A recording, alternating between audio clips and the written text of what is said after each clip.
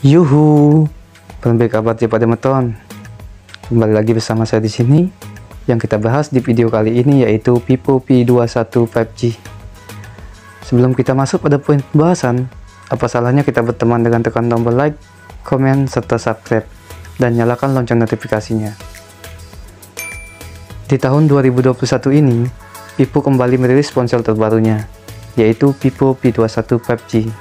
Yang dimana HP ini hadir dengan dual mode 5G, yaitu mode standalone dan non-standalone, yang dimana mode ini menjanjikan pengalaman koneksi lebih lancar, efisien, dan bertenaga. Smartphone ini juga sudah mendukung mode dual SIM yang sudah support jaringan 5G. Untuk spesifikasi lengkapnya, mari kita bahas secara bersamaan.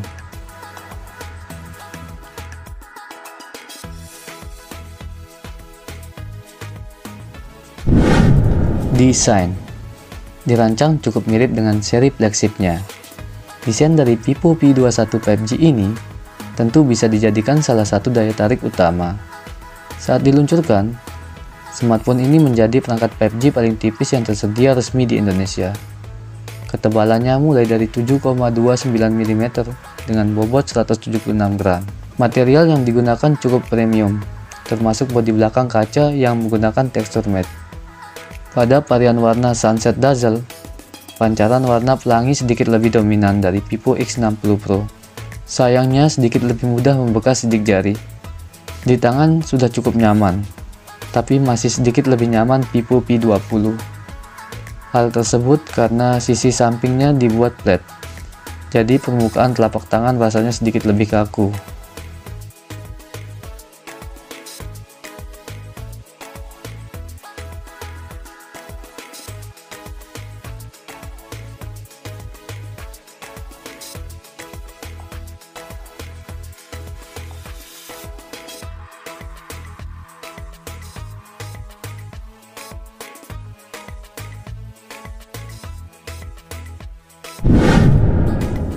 Kita masuk pada desain bagian depan, yaitu layar.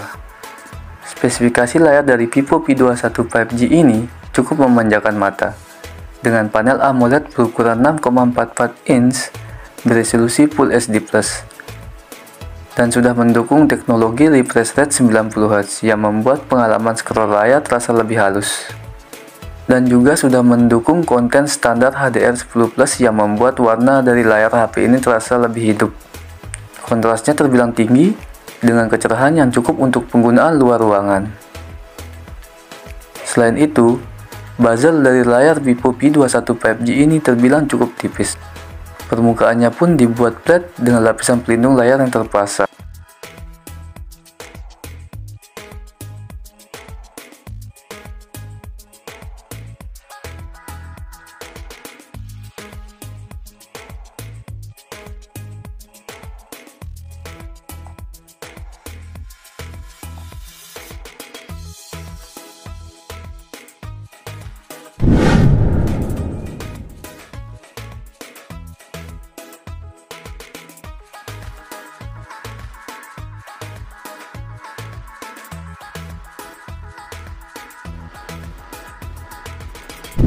Setelah kita bicara panjang lebar pada bagian desain, selanjutnya kita masuk pada bagian utama dari Vivo V21 5G, yaitu kamera.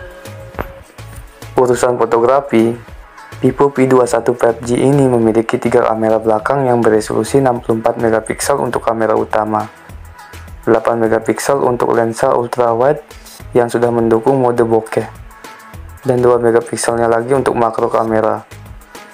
Untuk mendukung kemampuan fotografinya, Vivo V21 5G ini menyertakan dual OIS neck kamera pada kamera depan dan lensa utama di bagian belakang. Hasil bidikan kamera ini jelas sangat baik layaknya kamera profesional.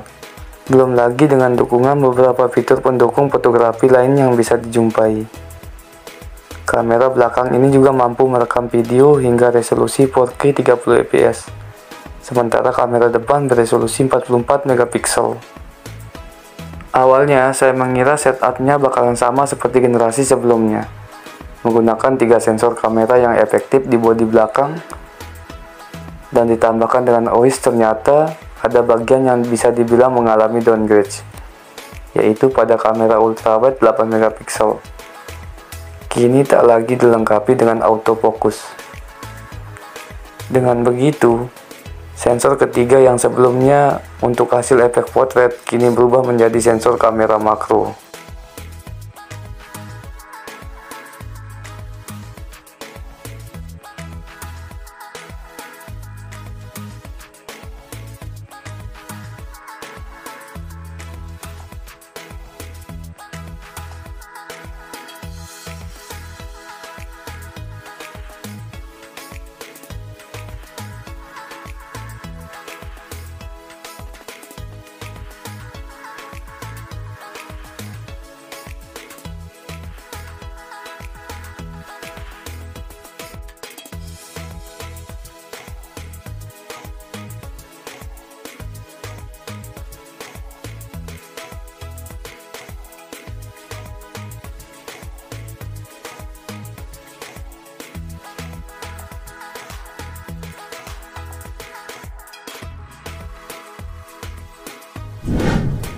Selanjutnya, kita masuk pada sektor performa.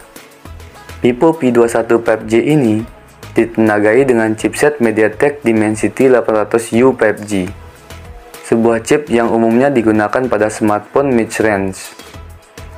Performanya cukup bertenaga, mampu berjalan dengan baik meski memakai refresh rate yang konsisten 90 Hz. Hanya saja, dalam beberapa game belum bisa menampilkan opsi grafis rata kanan. Dugaan saya karena belum banyak yang membuat game optimal dengan chipset GPU Mali G57 MC3 ini. Tak terasa suhu panas berlebihan meski dibuat tipis. Dan untuk tingkat proses multitasking, Vivo memberikan sebuah fitur menarik, yaitu Extended RAM, di mana Extended RAM ini mampu mengalokasikan sedikit bagian memori internalnya agar digunakan sebagai virtual RAM, yang dimana awalnya memiliki RAM 8 GB bisa ditingkatkan hingga 11 GB. Alhasil proses multitasking bisa berjalan lebih lancar tanpa perlu kehabisan RAM atau kepenuhan RAM. Pabrikasinya juga sudah 7 nanometer, yang membuat konsumsi daya lebih irit. Saat mengetahui kapasitas baterainya yang hanya 4000 mAh, awalnya saya cukup pesimis bila Vivo P21 5G ini bisa digunakan seharian penuh pemakaian. Tapi ternyata masih bisa-bisa saja. Dengan refresh rate 90 Hz yang tetap aktif dan always on display yang aktif hingga tersambung ke perangkat Bluetooth, masih bisa digunakan selama 1,5 hari. Mungkin kelak akan lebih boros ketika jaringan 5G sudah tersedia di Indonesia. Pengisian dayanya juga sudah mendukung standar fast charging rancangan Vivo itu sendiri, yaitu Flash Charge 2.0 33 watt. Sesuai klaimnya, mengisi daya dari 0% sampai 100% hanya membutuhkan waktu kurang dari 1 jam. Sementara untuk pengisian selama 30 menit dapat menambah persentase hingga 63%. Sayangnya tidak mendukung standar lain seperti USB PD maupun Quick Charge.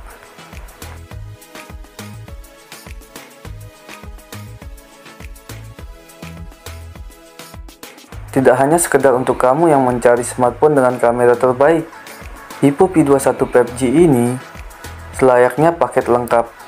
Tak hanya bodi yang stylish, HP ini juga menjadi salah satu perangkat paling tipis, setidaknya untuk saat ini.